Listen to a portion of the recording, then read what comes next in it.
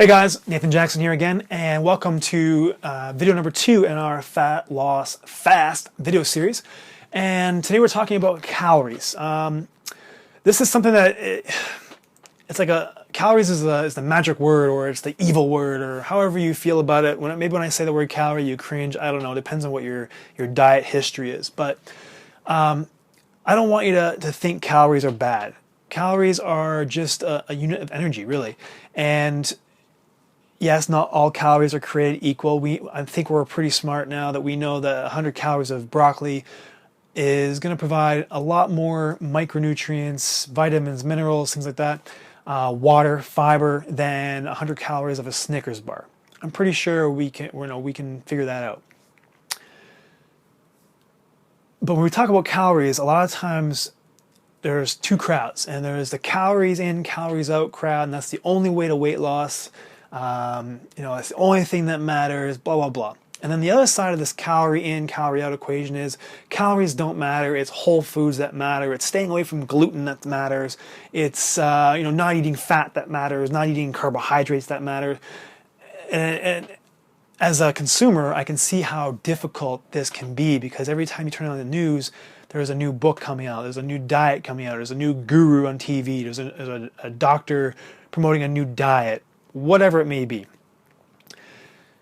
Calories are not to be feared, okay? They're in all the foods that we eat. Some nutrients, okay, so there's macronutrients, which is carbohydrates, fats, and protein. They're not created equal either. So carbohydrates and protein have 4 grams of calories per gram. Okay, sorry, 4 calories per gram. And a gram of fat has 9 calories. So obviously fat is a little bit more calorie dense, so you don't have to eat as much fat to get a certain amount of calories. So know that. Be careful with that. Doesn't mean fat is bad, okay? Now carbohydrates and protein often get vilified, especially carbohydrates, because they raise insulin levels, and insulin gets vilified, and therefore a low carbohydrate diet is better for everybody, and that's not really true either. So we're talking about calories. Yes, they're not all created equal, but at the same time, don't be afraid of them, okay? This is why calorie tracking can provide a benefit. And I think for those people who are having to lose 20 pounds or less to reach their ideal body weight or their healthy body weight, this is a great way to kind of get there, because chances are, if you're coming from a heavier, like an obese side of things, and now you're 20 pounds or below, you may have kind of hit a plateau a little bit, and now you really need to figure out how to get to the next level or next stop on your journey.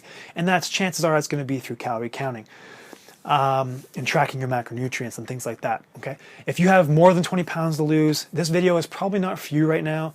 Check out the first part of the series, and we're going to, that one's a little bit more for the generalized tweaks to your diet that you can make right away that will help you start losing body fat, okay? So back to calories. So tracking calories is something that I have all my clients do at some point in time, whether it's going to be for a couple days, whether it's going to be for a few weeks, usually not the entire 12-week or 16-week program that I have, but more for just an idea, get an idea of what your serving sizes should be when you go to restaurants, okay, when you go to a friend's house and things like that. Now, adhering to that is a whole different story, and that's in video 1 as well. So if you haven't checked out adherence, check out video 1, and we'll go from there.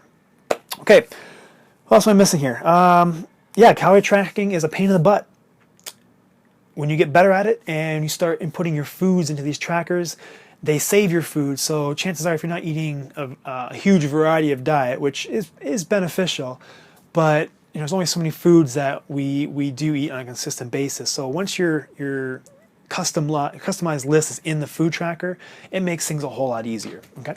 So tracking foods gives you an idea of serving sizes, but that's important for fat loss, but more importantly for health, it also tracks your micronutrients, your vitamins and your minerals, so making sure you're not anywhere as close to having a deficiency in whatever it may be. Okay, so my plant-based folk are obviously more susceptible to being B12 deficient, iron deficient, things like that, even zinc deficient. Okay, so want to make sure that you're not deficient in any nutrients, and this is a great way to make sure that happens. And again, you don't have to do it forever. Just do it for a couple days, get an idea of the foods you are eating currently, and see if you're overeating. Okay.